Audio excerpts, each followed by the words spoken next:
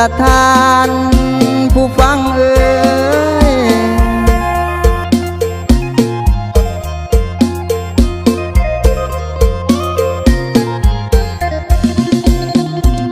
โอ้นอจังแม่นงามเมืองลาวนี่ใสสุขีนั่นเฮืองหงบ่ได้ทุกนั่นยากยุ่งเครื่องห่อนแต่สิ่งใดเจ้าเอ่ย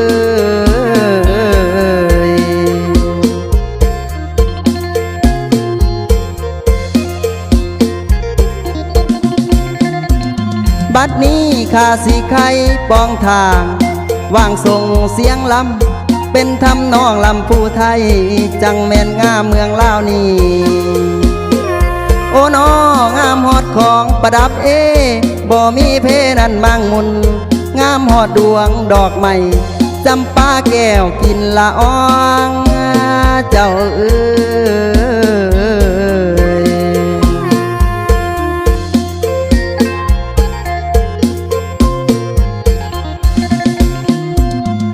โอ้ยน้องละทานผู้ฟังเอ้ย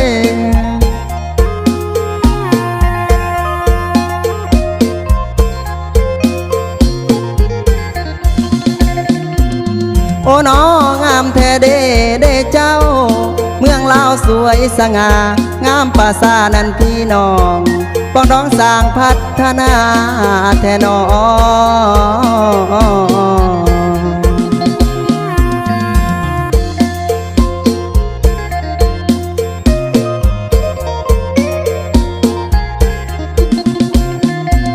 โอ้น้องามแท้เด้น้องามลายอันนั้นหลายอย่างงามหอดดงป่ากว้างผู้พาตั้งจังแม่นงามแท้น้อ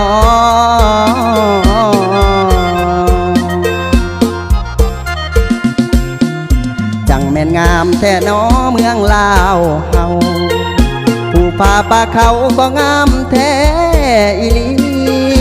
ซับอยู่ในดินสิ่งอยู่ในน้ำก็มากมีงามแท้อีหลีเมืองลาวพวมพัฒนาพี่น้องสาวลาวยึดถือเอาพักที่นำพาพร้อมกันสร้างสาประเทศชาติหุงศรีวิไล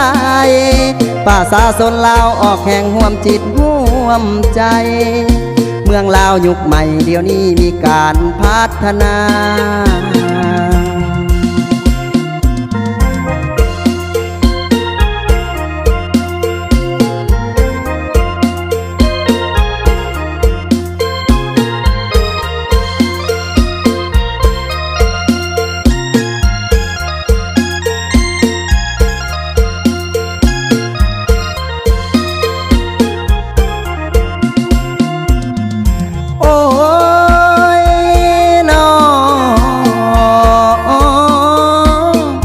ละทาน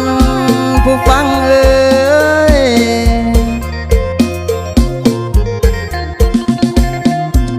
โอ้น้องามฮอดธรรมศาสตร์สันอยากปันแบ่งขอบีสาธุเด้อขอให้เป็นสิริมงคลข้าสูงนั้นไหลหล่น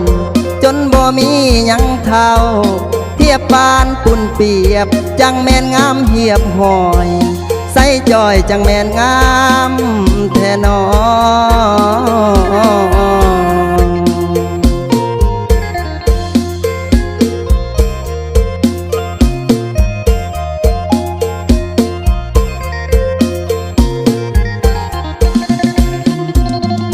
โอ้ยน้อละทาน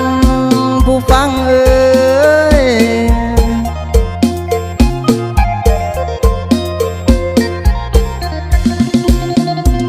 โอ้น้อพอแต่มาละถึงนี่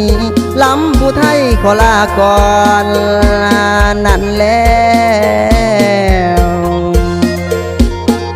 ขอให้เมืองลาวใสดังแก้วแววเหลื่อมนั้นซองใสเจ้าเอ๋ย